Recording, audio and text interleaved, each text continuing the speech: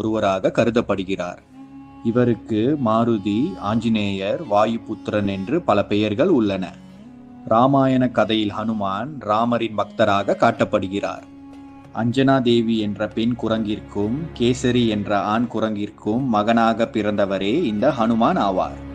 ஹனுமானின் தாயார் அஞ்சனா தேவி முற்பிறப்பில் பிரம்மாவின் சபையில் ஒரு நடன பெண்ணாக இருந்தார்.